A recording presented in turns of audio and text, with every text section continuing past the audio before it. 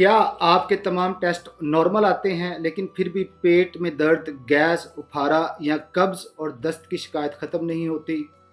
क्या डॉक्टर बार बार यही कहता है कि सब कुछ ठीक है मगर आप महसूस करते हैं कि मसला अब भी मौजूद है?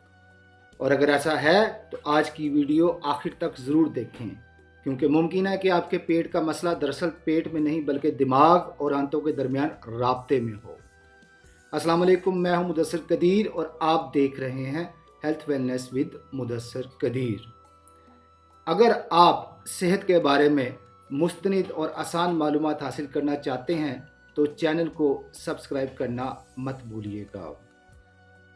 नाजरीन, आज मैं जो आपसे बात करने लगा हूँ बहुत अहम है।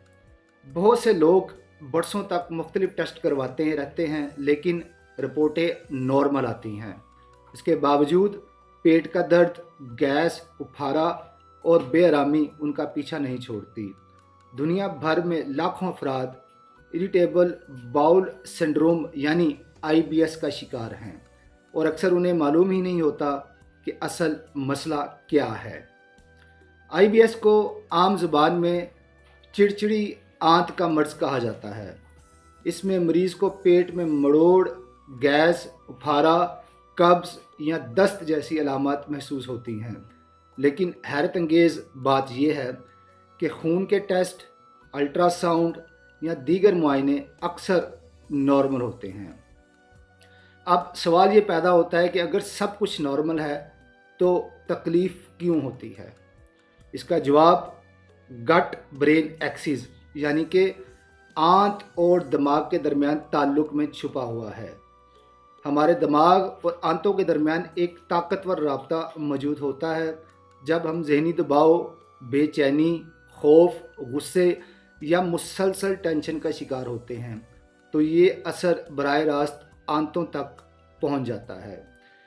इसलिए आपने देखा होगा कि इम्तिहान, इंटरव्यू या किसी अहम मौके से पहले अक्सर लोगों के पेट में हलचल शुरू हो जाती है और ये आगाज़ होता है IBS का।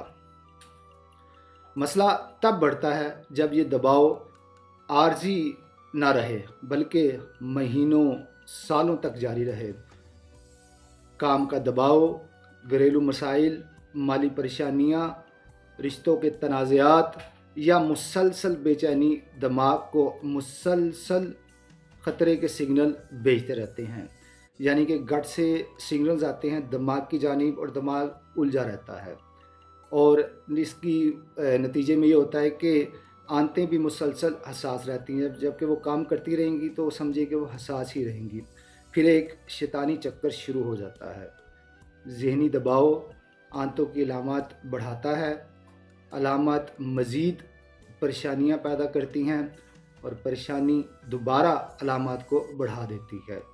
यूँ मरीज़ एक ना ख़त्म होने वाले दायरे में फंस जाता है और ये दायरा जो है यही IBS कहलाता है। और ये IBS जो है बहुत ख़तरनाक है। मगर खुशाइंद बात यह है कि IBS लाइलाज बीमारी नहीं। जदीद तहकीक के मुताबिक सिर्फ दवाओं पर इन्हिसार करना जो है वो ज़रूरी नहीं, बल्कि ज़हनी दबाव को कम करना, तर्ज़ ज़िंदगी बेहतर बनाना, मुनासिब ग़िज़ा लेना और सबसे अहम नींद पूरी करना। बाज़ औक़ात ये भी होता है ना कि इंसान नफसियाती मसाइल का शिकार होता है और नफसियाती थेरेपी हासिल करना भी इलाज का अहम हिस्सा है। अगर आपके टेस्ट नॉर्मल हैं लेकिन अलामत बरकरार है तो मायूस ना हों। मुमकिन है कि आपके जिस्म को सिर्फ दवा नहीं बल्कि दिमाग और असाबी निज़ाम को सुकून देने की भी ज़रूरत हो।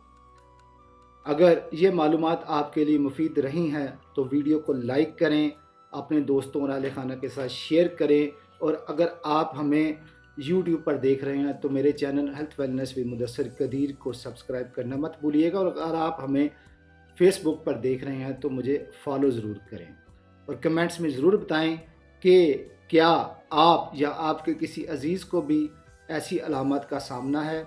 आपका सवाल हमारी अगली वीडियो का मौजू बन सकता है। इसी के साथ मुझे मुदस्सर कदीर को health wellness with Mudassar Qadeer से दीजिए इजाज़त। फ़ी अमानिल्लाह।